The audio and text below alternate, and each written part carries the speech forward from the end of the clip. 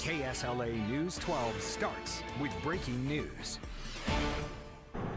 It's a first alert weather day, but before we get to your forecast, 24 first responders are currently on the scene of a house fire in Shreveport's Highland neighborhood. This is a live look at that blaze currently. The fire started around 30 minutes ago. The KSLA News 12 crews are currently on that scene. We'll continue to watch the flames and bring you updates throughout the newscast.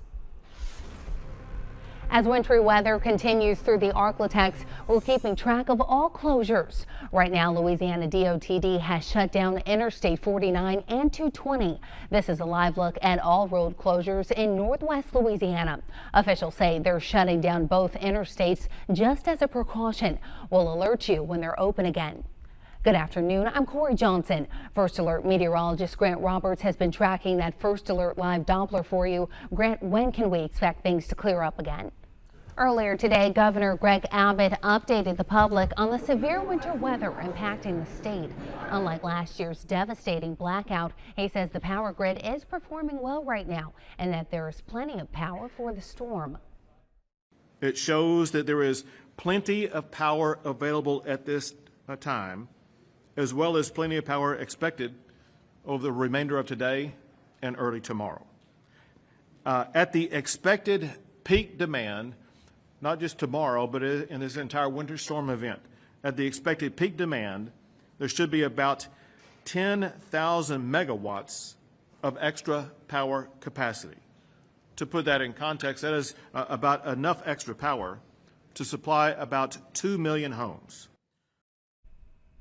And that certainly is good news. Governor Greg Abbott also signed a proclamation allowing out-of-state assistance from electric crews. As of right now, more than 70,000 Texans are currently without power. As far as travel and delays as well as cancellations, the Shreveport Regional Airport does have a few. Officials tell us most cancellations are flights going to Dallas-Fort Worth Airport. On a national scale, more than 3,800 flights scheduled for today were canceled. That's the most in any day in nearly a year, according to FlightAware. Also, be sure to download our First Alert weather app. It's free in your app store. Our First Alert weather team will send video updates, live radar, and hour-by-hour forecasts as this winter weather makes its way through the Arklatex.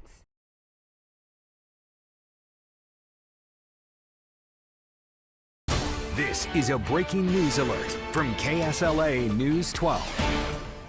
Updating you on breaking news that we told you about just about 10 minutes ago. A split decision in the ongoing trial of two men on trial for the murder of a Shreveport police officer in 2019, Shatari Payne. One person guilty, the other not guilty. KSLA News 12's Stacey Cameron was in court today just a moment ago when that judge made that decision. Certainly, this had to come as a bit of a surprise for some there that all of this evidence presented at one time against both men, but one found guilty and the other not guilty. Arklatex family is grieving after a 16-year-old boy was shot and killed in a drive-by shooting. This is the second senseless killing where a teen was killed after a drive-by since Sunday in the Arklatex. Now, according to the Hope Police Department, the shooting happened early this morning on South Walnut Street. When officers arrived, they found Kendrick Bradford with a gunshot wound. He was taken to a nearby hospital where he later died. And just into the KSLA News 12 newsroom, just moments ago, we learned the Caddo Parish Coroner's Office has said a man shot on Sunday in Shreveport has died. He's also been identified as 28-year-old Jared Pelletier. This shooting happened on Prospect Street. That's just a couple of blocks north of Centenary College. Again, on Sunday, he was found shot while in a car right there on the road. All right, and two people are wanted in that shooting. I can tell you they are Thomas Office and Elijah Williams. The hunt continues for those two. And Elijah, you may remember, that's the person we did a story on about 3 weeks ago when he was on the run from police for another crime. When I was in AC Steer Park with a camera and he ran right up on me and we captured that moment. He was arrested for that crime, but apparently back out onto the streets, now wanted in this, what will now be a homicide number 23 in the city of Shreveport so far this year.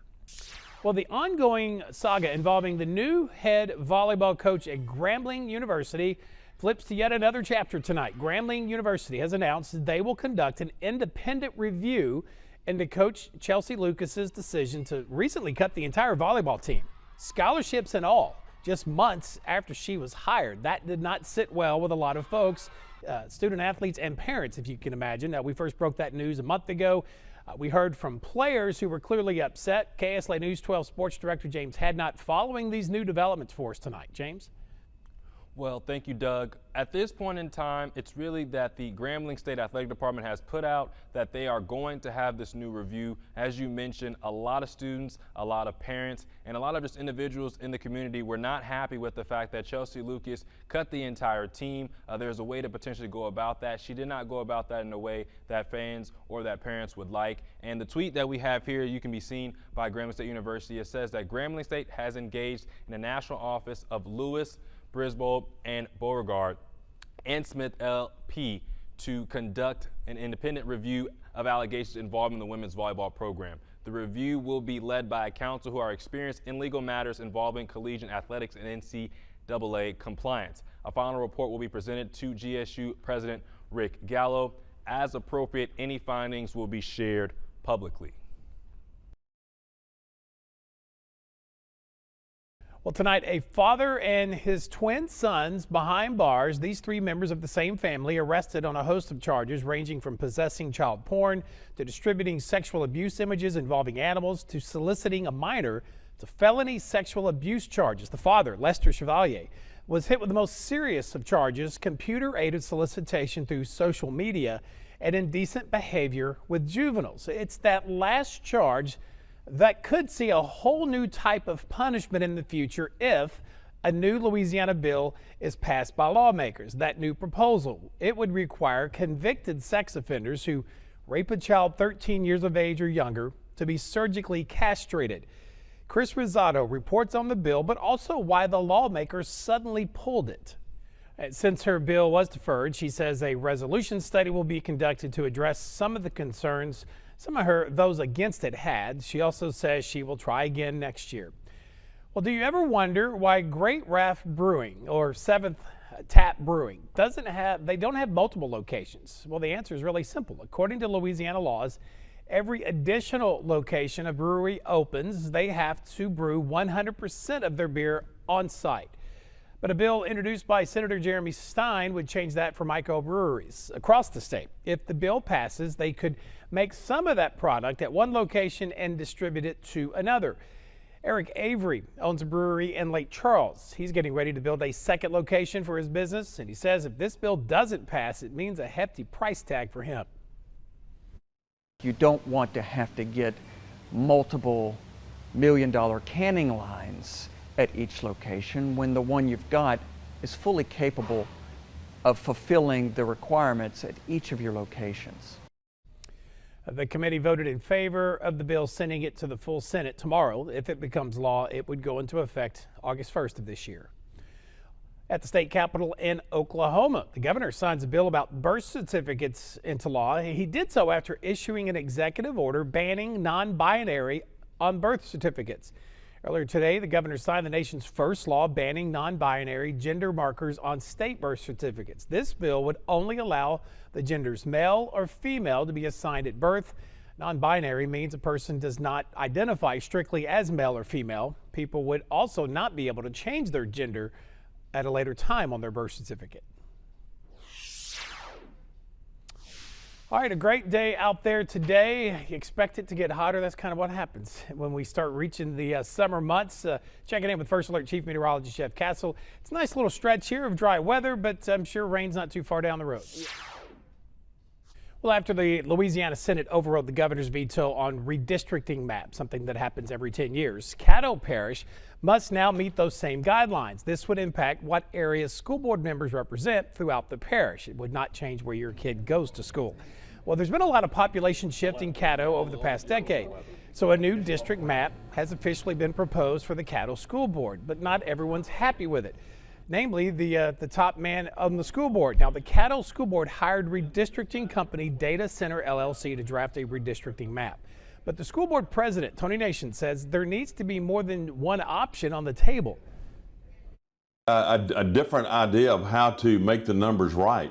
And by taking this big chunk out of Southern Hills and moving it to a different district, I think it goes right against that particular stipulation that we keep communities cohesive.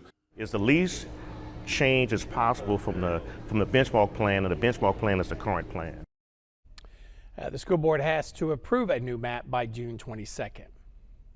Well, we told you earlier this week about local Representative Alan Seaball's push to keep churches open in the event we're ever faced with another health emergency. A year ago, while Walmart and casinos were allowed to stay open, churches closed their doors, and many of them began online services. Well, House Bill 953 proposes that during a public health emergency, as long as the big box stores are open, even at limited capacity, so will churches. Tonight, we hear from a couple of local religious leaders on this issue. If Walmart, if Home Depot can open, sure, the church should open. But again, practicing safety, taking the necessary precautions. If the casinos are open and abortion clinics are open, yes, the church should be open. The very idea that there is a political actor who is suggesting that somehow or another, he, I guess in this case, has the ability to give us an authority to be something, and challenging the fact that somebody else has the authority to tell us not to do something, still suggests that we're getting authority from the government, and none of that makes me necessarily excited. The bill has been voted favorably by the committee and is headed to the House floor for debate. Well, rain is going to be back as we take you into that weekend forecast. I'll have a first alert preview with Future Track on the way in just a few minutes. And the Longview Police Academy welcomed new officers to the force. Ahead, details on how many more they still need to be fully staffed.